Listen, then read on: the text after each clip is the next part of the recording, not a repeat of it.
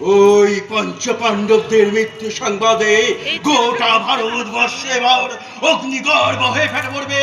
আর সেই অগ্নিবন্যার ফলের শেষে পূর্ণ হাতি হবে ওই কৌরব কুল।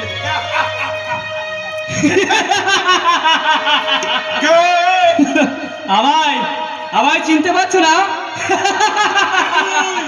সত্য করে বল। আমি মহাকাল,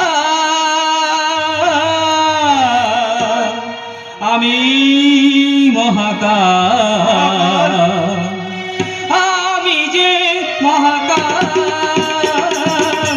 আমি মহাকাল, আমি মহাকাল।